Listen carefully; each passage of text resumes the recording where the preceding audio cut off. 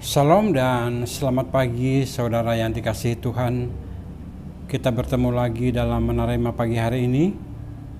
Kita rindu mendekatkan diri dengan Tuhan kita Yesus Kristus, karena kita tahu tanpa Dia hidup kita sepanjang hari ini akan hampa. Oleh karena itu saya mengajak kita untuk boleh diam sejenak merenungkan firman Tuhan melalui menerima pagi hari ini. Namun sebelumnya saya ajak kita untuk berdoa bersama. Bapa kekasih jiwa kami, di dalam nama Tuhan kami Yesus Kristus, kembali pagi hari ini Tuhan kami bersyukur untuk kasih setia-Mu sudah boleh membangunkan kami, dan kami diberi kesehatan kekuatan untuk kami boleh pakai menjalani hidup sepanjang hari ini di dalam setiap pekerjaan kami. Namun sebelumnya ya Tuhan, sebelum kami melangkah lebih jauh sepanjang hari ini, kami mau duduk diam di kaki-Mu, ingin merenungkan firman-Mu, mendengar suara-Mu.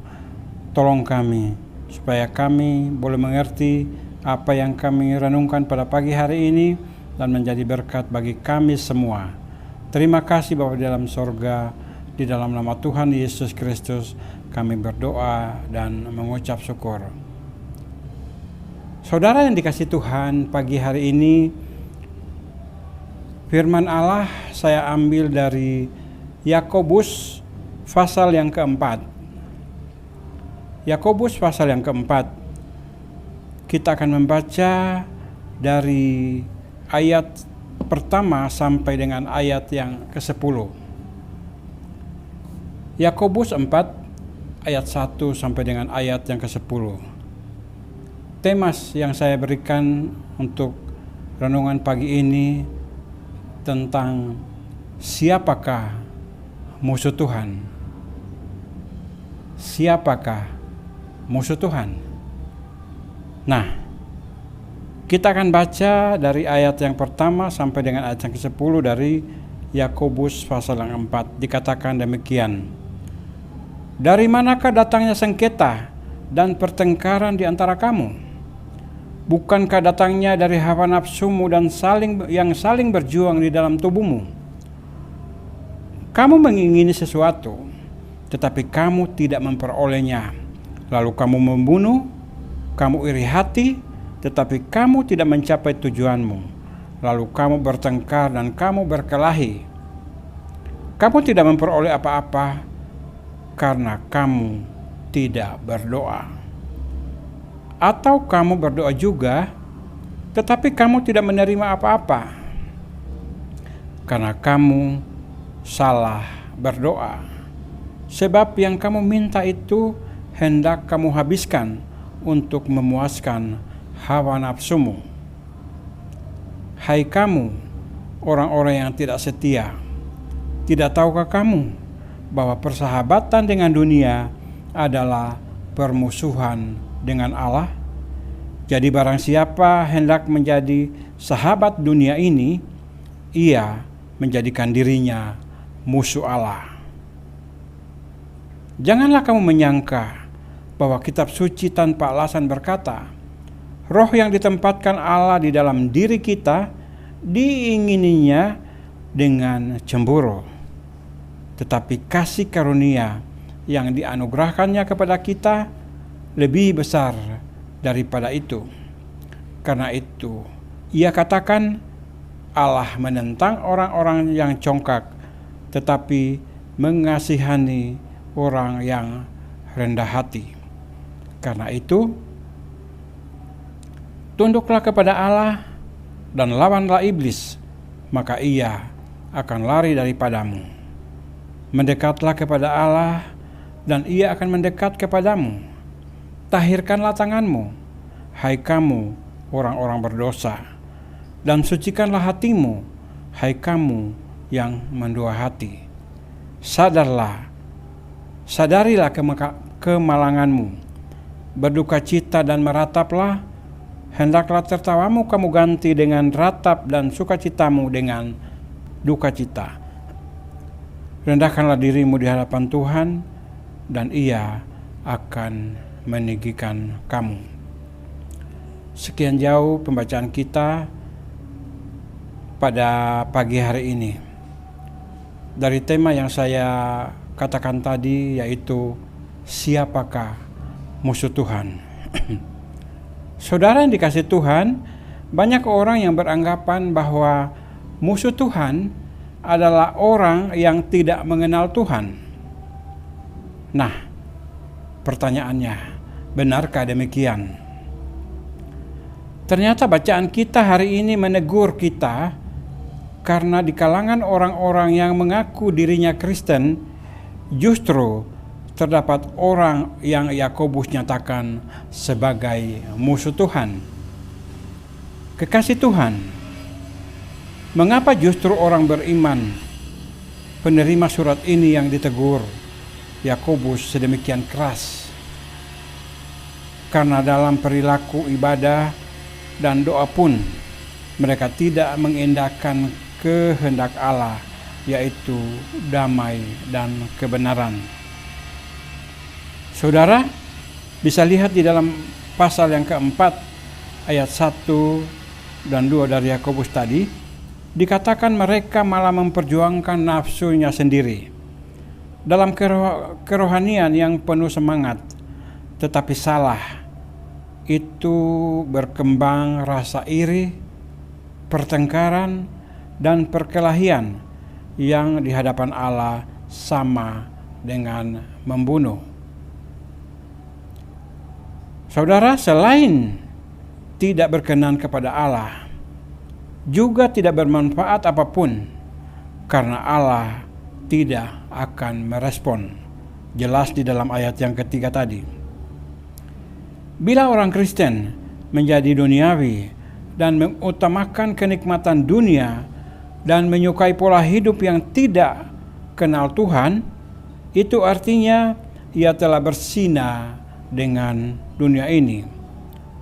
Orang Kristen duniawi adalah musuh Allah. Saudara yang dikasihi oleh Tuhan Yesus Kristus, menjadi Kristen bukan berarti segala hawa nafsu dan keinginan kita dimatikan.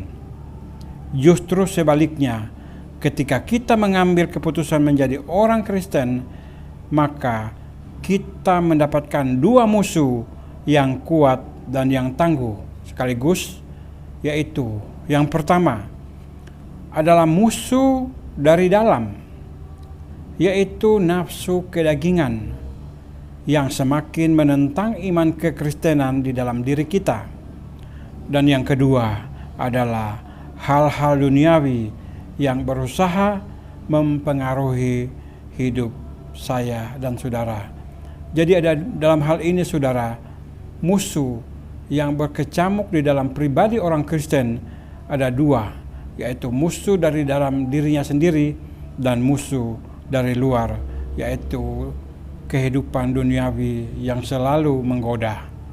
Nah, saudara dikasihi oleh Tuhan Yesus Kristus, seseorang yang memberikan kebebasan kepada nafsu kedagingan untuk memutuskan segala sesuatu akan mengakibatkan terjadinya berbagai kejahatan dunia seperti pertengkaran, pertikaian, pembunuhan, dan penghancuran. Sebagai contoh, kita bisa lihat di dalam pembacaan kita yang pertama tadi, di dalam Hakim-Hakim pasal yang ke-16, yakni mengenai diri Simson. Nah, saudara yang dikasihi Tuhan, bahkan lebih lagi, doa yang seharusnya menjadi sarana komunikasi kepada Allah dapat disalahgunakan demi kepuasan nafsu. Ayat yang ketiga. Nah, beberapa contoh berikut merupakan gambaran bagi kita. Antara lain, semula ingin minta uang, tetapi karena tidak terpenuhi, artinya mata jadi gelap dan kemudian membunuh. Yang berikutnya, semula hanya ingin berkenalan, tetapi karena tidak ditanggapi, lalu merasa dilecehkan, maka terjadilah pemerkosaan. Dan masih banyak lagi hal-hal atau contoh-contoh konkret lainnya. Saudara kekasih dalam nama Tuhan Yesus Kristus, inilah dampak yang mengerikan yang terjadi di sekitar kita bila manusia tidak dapat mengendalikan keinginan-keinginannya. Dan dari sini kita mendapatkan peringatan bahwa segala keinginan yang didasari hawa nafsu akan berakibat negatif, merugikan dan bahkan menghancurkan orang lain dan dirinya sendiri. Saudara, karena itu kedua musuh di atas harus kita taklukkan. Lalu bagaimana caranya, saudara? Caranya yang pertama adalah kita harus menyadari bahwa nafsu kedagingan dan hal-hal duniawi itu bertentangan dengan keinginan Allah. Jelas di dalam ayat yang keempat. Mencintai dan memuaskan keinginan duniawi berarti kita menentang Allah. Yang kedua, rohnya, yaitu Roh Kudus, telah dianugerahkan kepada kita di dalam diri kita untuk membekali kita di dalam menghadapi musuh-musuh kita itu, sehingga kita mampu untuk mengalahkannya, baik musuh dari dalam diri kita sendiri maupun musuh dari luar. Saudara,